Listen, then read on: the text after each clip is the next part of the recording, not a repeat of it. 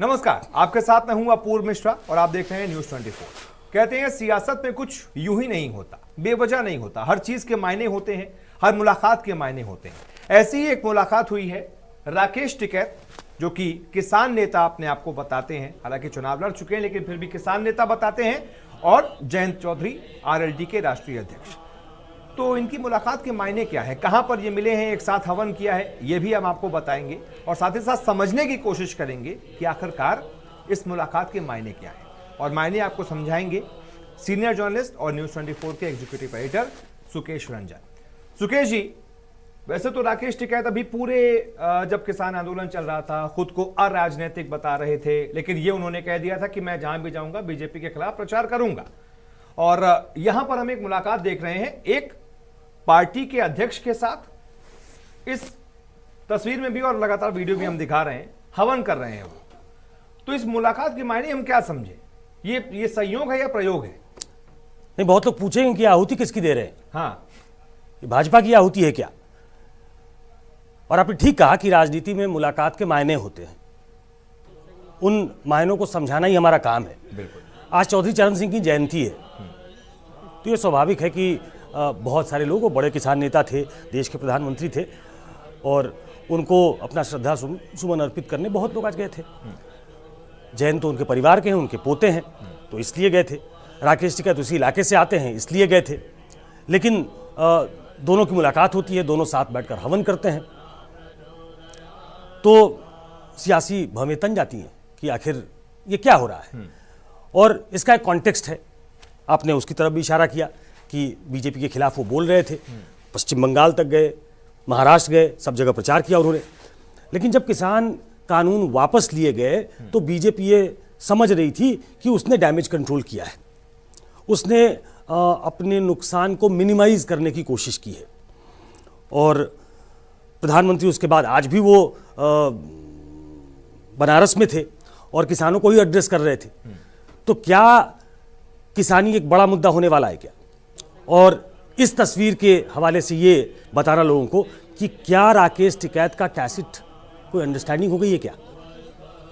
क्या आरएलडी के साथ मिलके वो आरएलडी का समर्थन करने वाले हैं क्या? क्योंकि भाजपा का पिछले 1 साल से इन लोगों ने बहुत विरोध किया है। अब सवाल ये उठता है कि इनके लाख मना करने के उसके बाद उन्होंने कहा कि मुझे मालूम नहीं था कि वहां जयंत भी आएंगे, उसी वक्त आएंगे। तो मुलाकात हो गई। हर चीज़ के राजनीतिक मायने नहीं निकाले जाने चाहिए। हम तो अराजनीतिक लोग हैं, हमने किसी को समर्थन दिया नहीं, किसी से समर्थन लिया नहीं। बिल्कुल सही बात है कि 1 साल तक उनका आंदोलन सफल इसलिए रहा क्योंकि एक तरीके से जो सत्याग्रह उन्होंने किया, जिसमें 700 किसानों की जान चली गई, उसको और राजनीतिक नहीं होने दिया, उसको राजनीतिक नहीं होने दिया। ये इस पूरे एजिटेशन का एक सक्सेसफुल अगर कोई टॉकिंग पॉइंट था तो यही था कि इसको हिंसक होने से बचाए रखा, जहां गलतियां हुई वहां मान लिया। तो ये अभी तक उसका प्लस पॉइंट था, उसके वो डिराइव कर सकते थे आप। लेकिन ये आखिर क्यों है? देखिए, पश्चिम उत्तर प्रदेश को समझना जरूरी है। पश्चिम उत्तर प्रदेश एक जमाने में आरएलडी का गढ़ हुआ करता था। वो गढ़ 2014 में उनसे छिन गया, जबकि स्वीप हुआ। 2017 में अगर बड़े पिक्चर पे देखें तो 136 सीटें, अगर लार्जर वेस्टर्न यूपी की बात कर लें तो उसमें 109, मेरे ख्याल से 109 सीटें बीजेपी ने जीती थी। 2019 में जब अखिलेश और मायावती का गठबंधन हुआ तो कुछ सीटों का नुकसान हुआ, लेकिन तब भी बीजेपी ने बहुत अच्छा परफॉर्मेंस किया।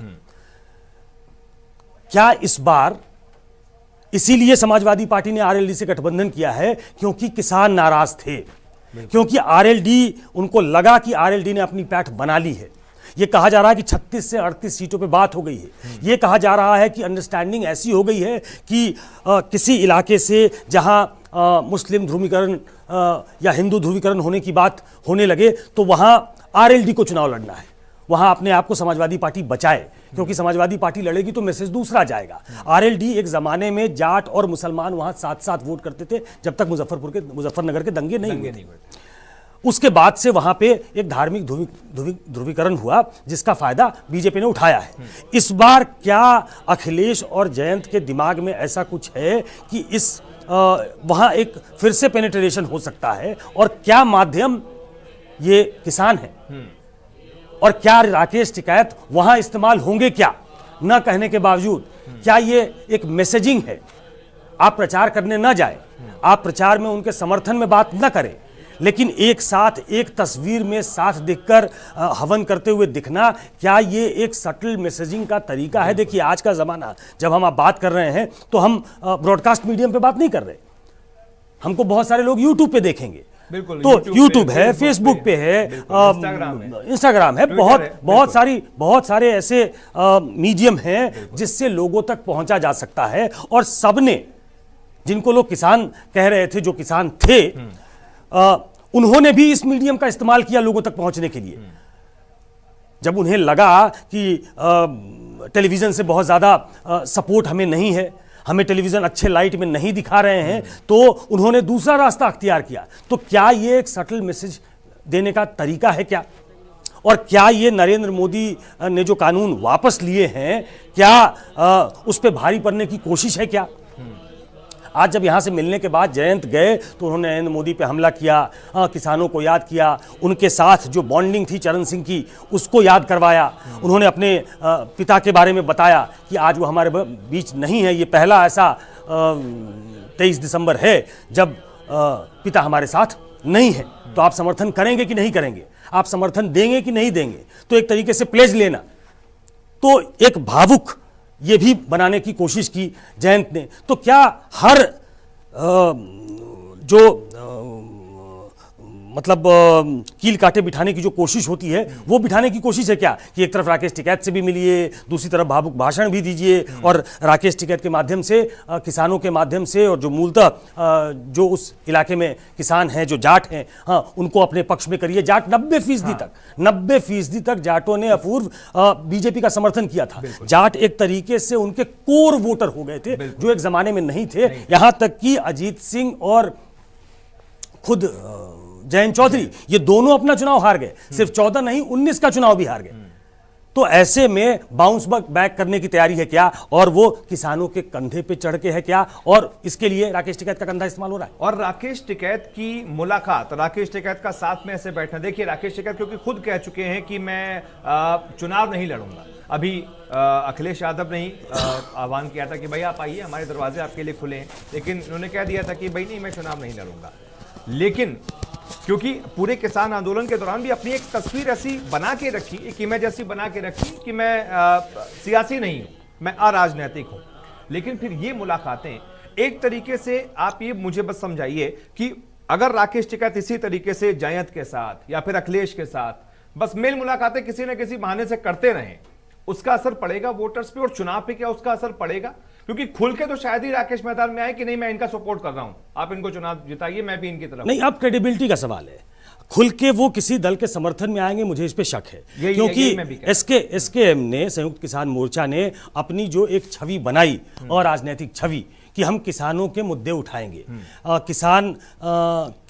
किसानों के आंदोलन में राजनीतिक दलों की एंट्री नहीं होने देंगे, और आखिरी तक वो इस पे कायम रहे। अब जबकि चुनाव का वक्त है और वो राजनीतिक व्यक्ति, हर कोई व्यक्ति राजनीतिक है, we are all political animal, हम किसी न किसी राजनीतिक दल को वोट तो करते ही हैं, तो वोटर वो भी हैं और चुनाव वो लड़ चुके हैं। इसलिए बार बार लोग कहेंगे कि आप तो चुनाव भी लड़ चुके हैं, आप तो राजनीतिक व्यक्ति हैं। तो मुझे लगता नहीं है कि किसी मंच पे वो साफ साफ दिखाई देंगे, वो भी राजनीतिक मंच पे। ऐसे मंच आपको एक अवसर प्रदान करते हैं जहां आप अपने आप को डिसोसिएट भी कर सकते हैं और एसोसिएट भी कर सकते हैं। तो ये क्या वो तरीका अपनाया गया कि एसोसिएशन है, एक मैसेज है, एक सटल संदेश है कि जाट इनको वोट करें, किसान इनको वोट करें। प्रभाव उस पूरे इलाके में, उन सारी सीटों पर क्या इतना है कि राकेश टिकैत बार बार अगर आरएलडी के नेता के साथ मिल रहे हैं या फिर समाजवादी पार्टी के कुछ नेताओं के साथ मिल रहे हैं, ऐसी अराजनीतिक मुलाकातें जैसे कि वो कहते हैं, तो क्या उन इलाकों पर असर पड़ेगा? राकेश टिकैत के जो इन्फ्लुएंसर्स है, जिन पर राकेश टिकैत का इन्फ्लुएंस है कि हाँ हम राकेश टिकैत जिनकी तरफ है हम उनको वोट देंगे, क्या इसका असर पड़ेगा? देखिए, राकेश टिकैत इतने बड़े नेता नहीं है कि वो पूरे कम्युनिटी को इन्फ्लुएंस कर सकते हैं। जब अजीत सिंह इन्फ्लुएंस नहीं कर पाए, चौधरी चरण सिंह के बेटे थे, उनकी लेगेसी थी, जो उनकी सीट थी बागपत, वो गढ़ मानी जाती थी। बागपत में 2-2 बार वहां से बीजेपी का जीत जाना, ये बताता है कि उस लेगेसी को भी लोगों ने अजीत सिंह की परिवार को वो सम्मान नहीं दिया, क्योंकि उनको लगा कि बीजेपी हमारे लिए अच्छा कर रही है, हमें बीजेपी को वोट देना चाहिए। तो एक व्यक्ति पूरे चुनाव को इन्फ्लुएंस कर देगा, मैं ऐसा बिल्कुल नहीं मानता। लेकिन मैं ये जरूर मानता हूं कि राजनीति देखिए शिव जी की बारात होती है, इसमें सब तरीके के लोग होते हैं। इसमें कोई कम उपयोगी होगा, कोई ज्यादा उपयोगी होगा, ये एक साथ जब मिलते हैं तो एक बड़ा संबल प्रदान करते हैं किसी भी राजनीतिक दल को, किसी भी पार्टी को। तो इन तमाम लोगों का मिल जाना, उसमें मतलब इन तस्वीरों से इसमें सिर्फ वो जाट नहीं है, किसान नेता भी हैं। तो किसान एज ए होल क्या आरएलडी के पक्ष में चला जाएगा? क्या जो वो बीजेपी को एक डिसाइसिव एज देता था, जाट पिछले 3 चुनाव से दे रहा है, क्या वो सारे के सारे आरएलडी के साथ चले जाएंगे? इस पे कयास लगाना अभी मुश्किल है। लेकिन हाँ, जो इनरोड बनाने की कोशिश है वो यही है कि जाटों को, किसानों को अपने पक्ष में किया जाए। वेस्टर्न यूपी में किसान आंदोलन का ज्यादा से ज्यादा फायदा उठाया जाए। भले ही ये कानून वापस हो गए हो, लेकिन याद कराया जाए कि 700 किसानों ने आहुति दे दी, 700 किसानों की जान चली गई और कभी हमसे बातचीत नहीं की गई। ये बार बार याद कराया जा रहा है। आज भी किसान नेता ये बात याद करा रहे हैं। हालांकि किसान कानून वापस हो गए, एमएसपी पे एक कमेटी बन गई जिसमें इनको भी साथ लेने की बात कही गई है। तो इनके सारी मांगे इनकी मान ली गई हैं अभी के लिहाज से। एमएसपी कब उसको अमली जामा कब पहनाया जाएगा, उसको लीगल गारंटी मिलेगी कि नहीं मिलेगी, ये तो दूर की कौड़ी है और उस पर बहुत सारी मीटिंगें होनी बाकी हैं। लेकिन अगर उसका राजनीतिक इस्तेमाल होना है तो ये चुनाव सबसे मुफीद वक्त है, क्योंकि अभी अभी ये आंदोलन खत्म हुआ है। 1 साल तक लंबा आंदोलन चला है और इस आंदोलन के बहाने आप उस घर तक पहुंच सकते हो जिसके लोग इस आंदोलन से जुड़े हुए थे, इस आंदोलन में मोदी सरकार के आंखों में आंखें डाल के बात कर रहे थे और उनमें यह मादा था कि इतने दिन तक सरकार के खिलाफ आंदोलन, मुझे याद नहीं है कि इतना लंबा आंदोलन कभी पूरे देश में कभी कोई चला है। मेरे ख्याल से देश में तो नहीं चला है। विदेशों में भी कितना लंबा आंदोलन इतना 1 साल तक कोई चला हो मुझे स्मरण नहीं आता। तो उसका राजनीतिक फायदा कैसे उठाया जाए उसकी कोशिश है। इस तस्वीर के माध्यम से फिर से कहता हूं कि शायद एक संदेश देने की कोशिश तो नहीं है, ये संयोग है कि एक प्रयोग है। बिल्कुल, अब ये संयोग है या प्रयोग है ये तो वक्त ही बताएगा, अपने आप समझ में आ जाएगा। फिलहाल इस रिपोर्ट को देखने के लिए आपका बहुत बहुत शुक्रिया।